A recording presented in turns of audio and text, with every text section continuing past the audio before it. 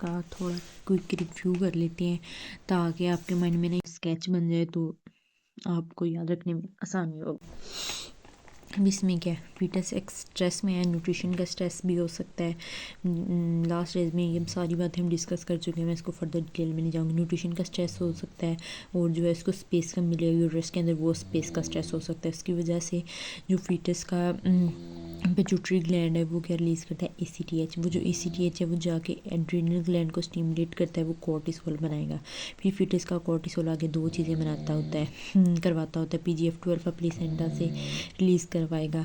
तो दूसरा काम ये कराता है कि ऐसे एंजाइम भी सिंथेसिस को प्रमोट कराता है जो कि प्लेसेंटा से P4 बन रहा है ना, उस P4 को कन्वर्ट कर देती हैं E2 के अंदर। वो एंजाइम कौन से थे, ये देख लें। वो एंजाइम ये वाले थे जो कि प्रोजेस्टेरोन को एस्ट्राडायोल में कन्वर्ट करे थे। E2 में हाइड्रोक्सिलेज था, डेस्मोलेज था और अरोमाटेज था। ये एंजाइम की सिंथेसिस को प्रमोट कराएगा। ये फिटस कोर्टिसोल अब क्या बनवा रहा है, E2 बना रहा है और PGF2 अल्फा जाके लुटियोलिसिस कराएगा। फिर ये E2 PGF2 अल्फा ये दोनों मायोमीट्रियल कॉन्ट्रैक्शंस को ज़्यादा कराते हैं। फिर सर्विक्स के ऊपर कॉन्ट्रैक्शंस होने की वजह से बेबी नीचे की तरफ पुश होता है। फिर वो सर्विक्स के स्ट्रेच रिसेप्टर्स पे प्रेशर डालता है, वो स्टिमुलेट होते हैं।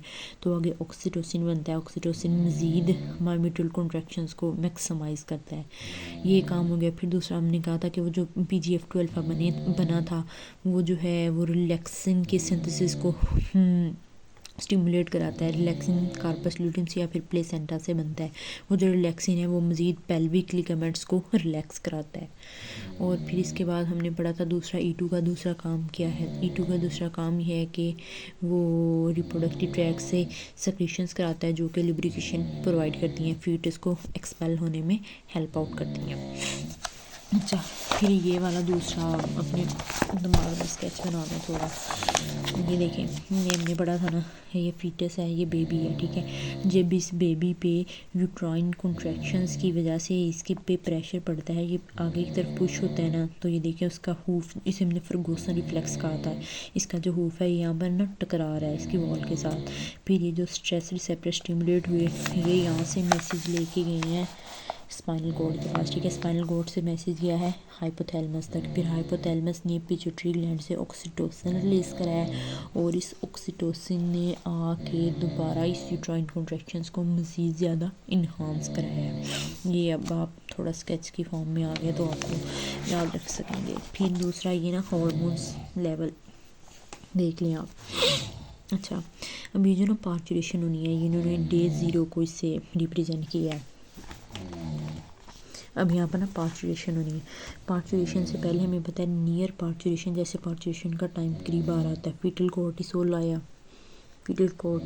उसने क्या कराया, P4 जो पहले ज़्यादा था, प्रोजेस्टेरोन ज़्यादा था, उसको क्या करा दिया, कम करा दिया। जैसे P4 कम हो रहा है वैसे ही ये जो एस्ट्रोजन की वेव है, ये डॉटेड लाइन वाली जो है ना, ये प्रोस्टाग्लैंडिन की है, मतलब PGF2 अल्फा की। जब ये जो स्ट्रेट है ना, ये एस्ट्रोजन की है। ये देखिए, प्रोजेस्टेरोन कम हो रहा है तो उसके साथ साथ क्या है, एस्ट्रोजन ज़्यादा हो रहा है।